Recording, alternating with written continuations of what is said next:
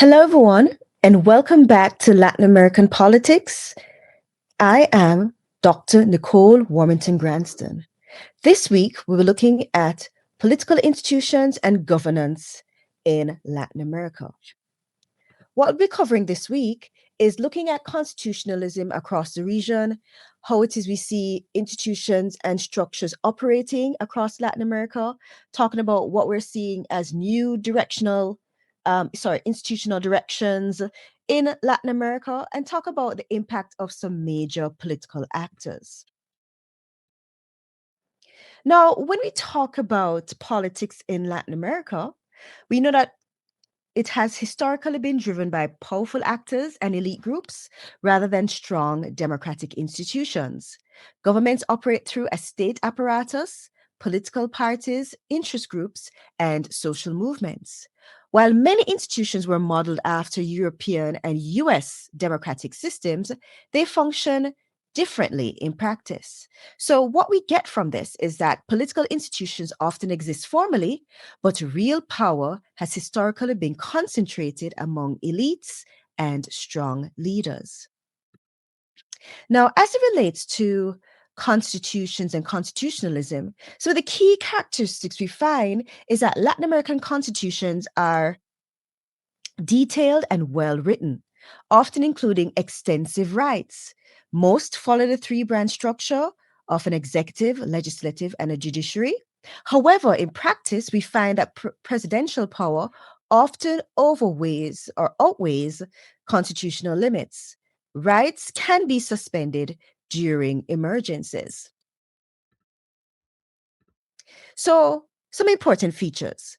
When there's a state of siege, we find that presidents can declare states of emergency typically between 30 to 90 days, and would find that civil liberties may be suspended.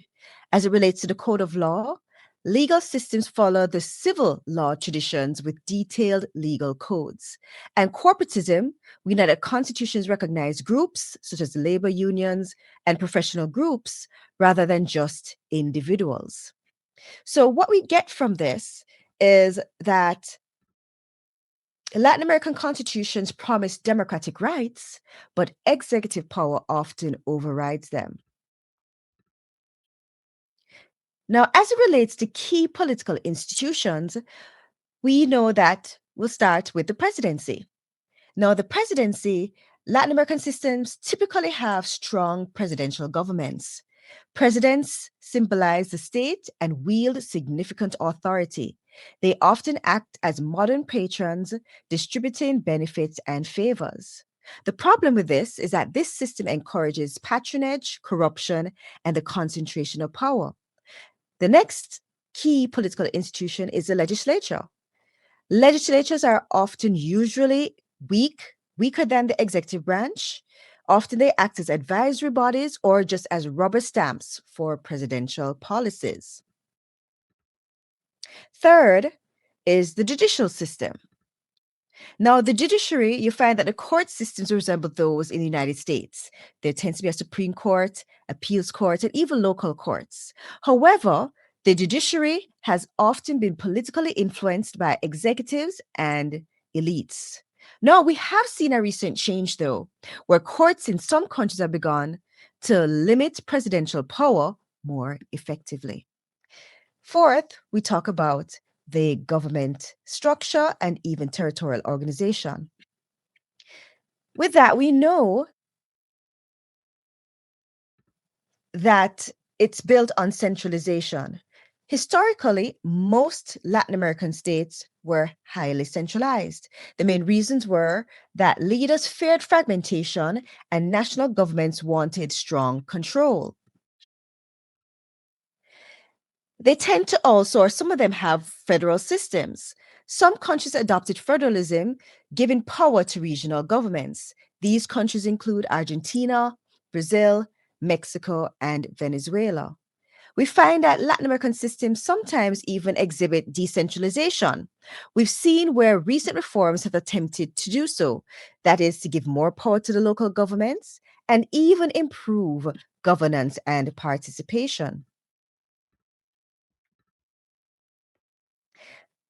Next, we have electoral systems. Because elections were historically manipulated, many countries created independent electoral authorities such as the Supreme Electoral Councils or even electoral tribunals. Their purpose is to supervise elections and to even ensure fair voting practices. Sixth is the bureaucracy and the state. Historically, bureaucracies were large and inefficient. The government controlled major sectors of the economy. The main problems with this included corruption, low pay, and political patronage in hiring.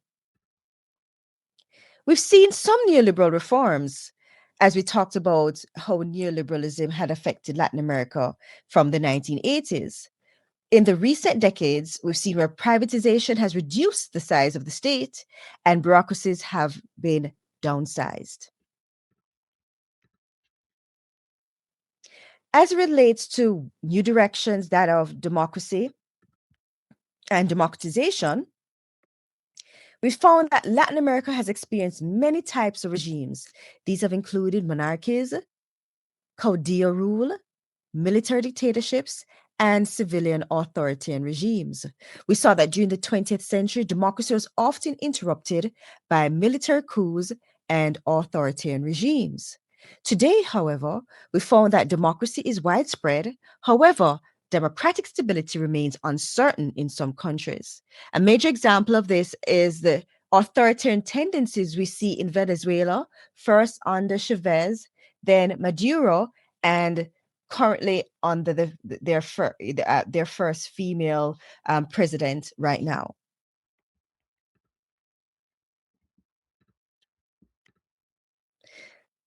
Now, there are, and when you look at the politics of Latin America, it's actually shaped by very powerful social groups, and these are the major political actors.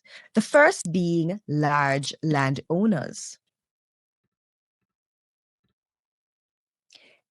They have historically been the dominant elites, and their power, however, has declined but remains influential in some countries.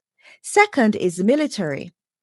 One of the most political actors in Latin American politics is the military. The military has been responsible for many coups and periods of dictatorship. Third is business and industrial elites. They gained influence after World War II, and they often lobby government for economic policies. Number four are the middle sectors. These include professionals, bureaucrats, teachers, managers, and middle ranking military officers. This group grew with urbanization and industrialization, but it tends to be politically fragmented. Next, we have organized labor.